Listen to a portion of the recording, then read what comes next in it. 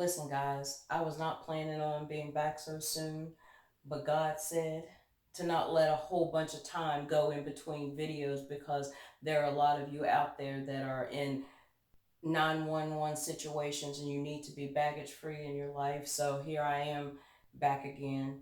Um, when God says go, you just got to go. I'm telling you to be where I am right now. Everything that you see behind me, I had to come here and I had to come in some really bad weather, but I had to be obedient to God because He said go and I had to do it. And so that brings me to what I'm about to say about, then we'll get to talking about being baggage free. Well, I guess this is about being baggage free, but I want to talk to you about being aligned with the right people in whatever season you are in your life. Because today I just decided, okay, the Lord said do a video today. I talked with my friends Pete and Laura. They don't want their names mentioned, but I'm gonna mention them anyway because it's my video. So um, I called them and said, I think the Lord wants me, I know the Lord wants me to do a video. They said, come over. It is like 7 o'clock p.m. on a Saturday night. But because they're obedient and I am aligned with them and we're aligned with each other and we help each other and we support each other, they were like, come here and here I am. So I could come to you to help you get baggage free. So that's kind of like a little sidebar, but it is being baggage free because see, sometimes you got to get rid of some people out of your life. It doesn't mean that they're bad people. Some people are just not, or some people just don't have the capacity to deal with where you are in this season of your life.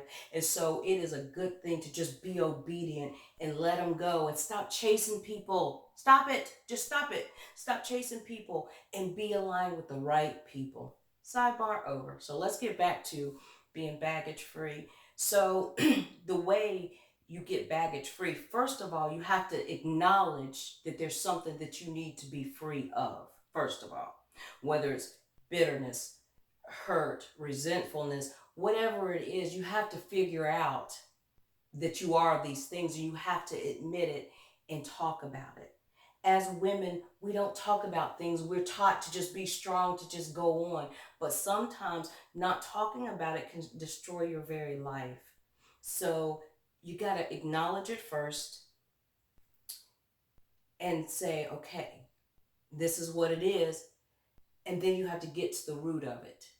And then you have to start to talk it out and talk about the things and the reason that you are the way you are. What made you bitter? What made you resentful? What made you angry? What made you not trust people? You gotta dig deep within yourself and figure out what it is. Was it that you were molested? Was it that you were raped? Was it that you were betrayed by your very best friend, a person that you thought would be forever, be there forever? Did your boyfriend cheat on you? Did your husband cheat on you? What was it? Get to the root of it first, and then all the other parts come in place.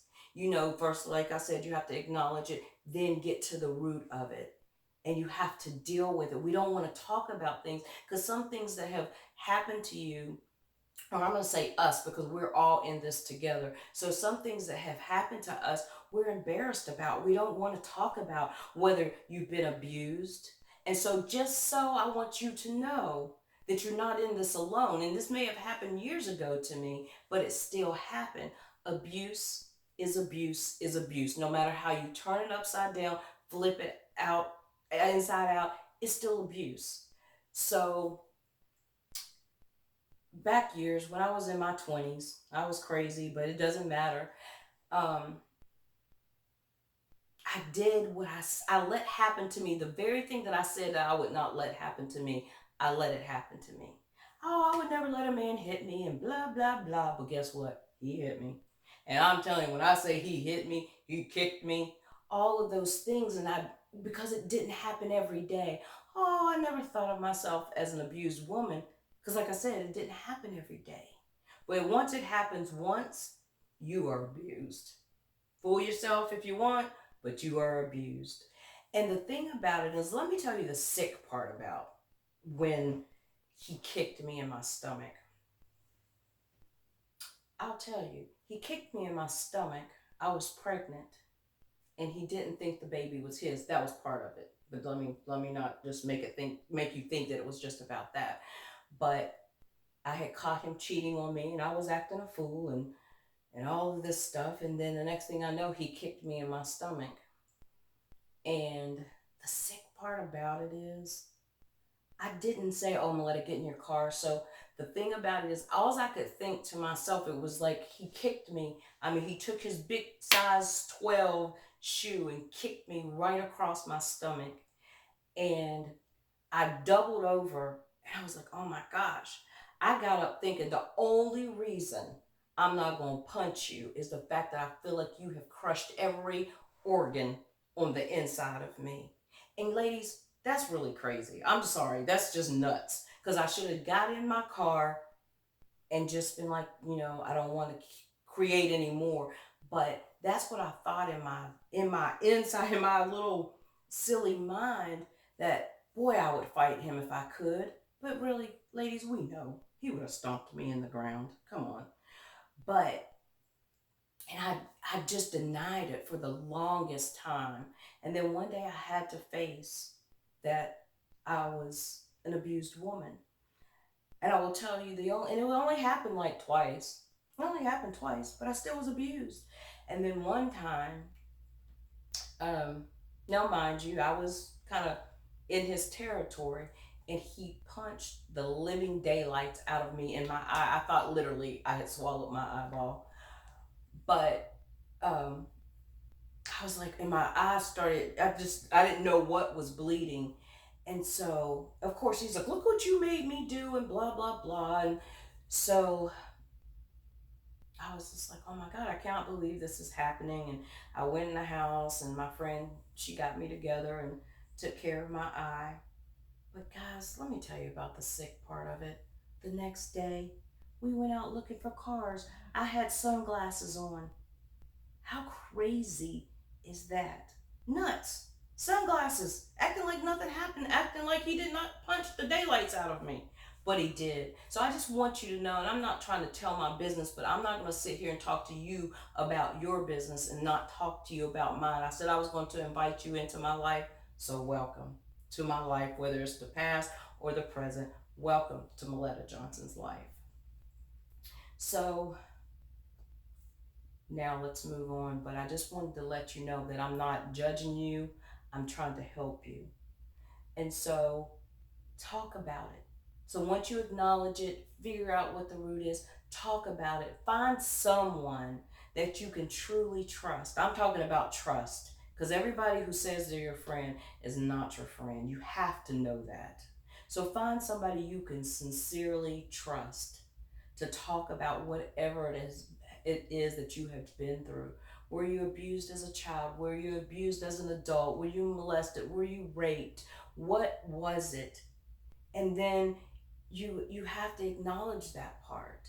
And I'm not going to overwhelm you. We're just going to take this little bit at a time. But one thing I know that there are women out there that are in terrible situations. They don't have anyone to talk to about it. They feel alone, discouraged, suicidal. Yeah, suicidal. Yeah, it's true. Believe me, it's true. Just not caring if you live, not caring if you die. You just don't care anymore. You're depressed, you're oppressed. And so find someone that you can talk to, someone that you can trust, someone that can pray for you and pray with you, and to keep your secret in confidence. Find a confidant. Please find a confidant and talk about it. Don't keep it in, because what happens is let it build up and build up and build up, and then you will have this big wall that no one will be able to penetrate. So that's where we are right now. We're going to acknowledge it, find out what the root of the problem is, and then we're going to find somebody that we can really trust to talk about it, and find someone that can really pray for you and help you through this. Okay?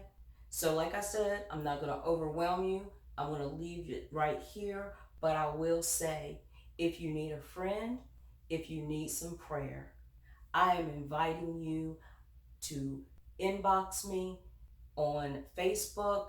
You can go to my ministry page, Maletta Johnson Ministries. You can message me there. You can send me an email, maletta.johnson at yahoo.com. Yes, I still have a Yahoo account. And I think even my phone number is actually on my ministry page on Facebook. So you could get that off there, text me, call me, whatever it is. But if you need a friend, I'm there for you. If you need prayer, I'm there for you. Don't hesitate to reach out. Until next time, I'll see you then.